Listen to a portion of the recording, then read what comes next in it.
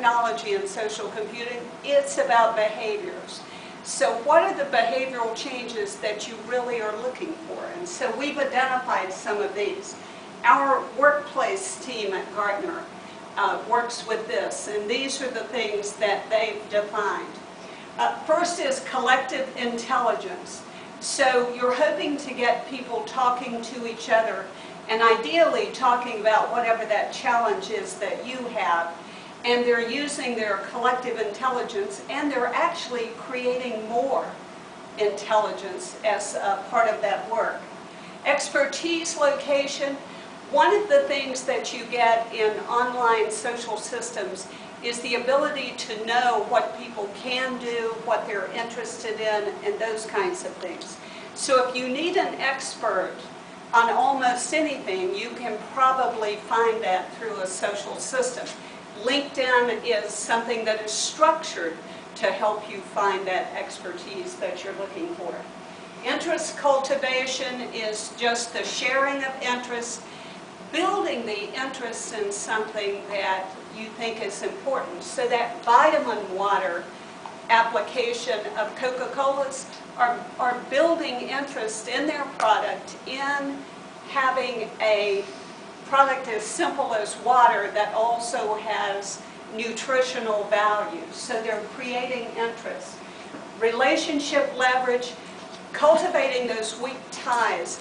So if you need an expert in a particular area and you're part of LinkedIn, you know someone who knows someone who knows someone.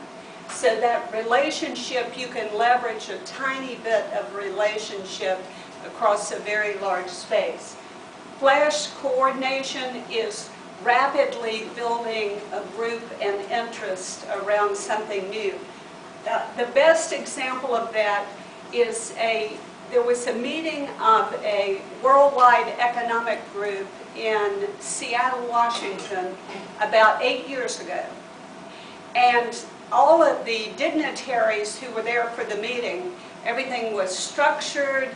They were in these meeting rooms. They talked to each other through these panels. They had this.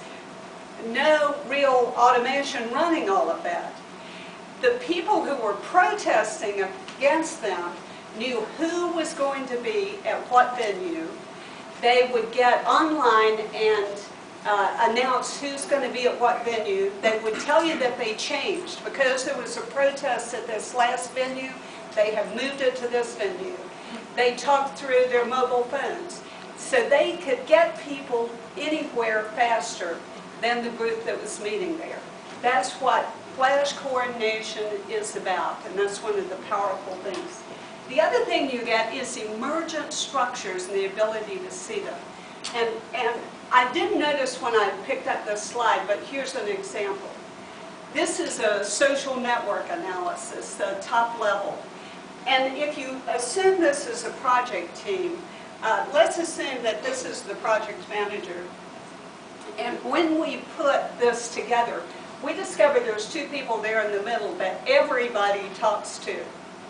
And when there's an issue, they're the people they go to first.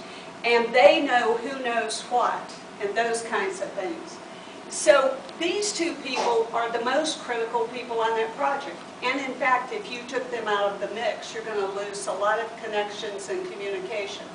So what that says is that these project managers, one, need to take care of those people and give them any tool that they need to get the job done, because they are so critically important. It also tells you where the risk point is in this project. That if you lost one of those people, then this project is deep in trouble. So there are beginning to be tools that will help you do this kind of analysis, but that's what emergent structures is about. Really unearthing the reality rather than the way you think it is, the way it really is.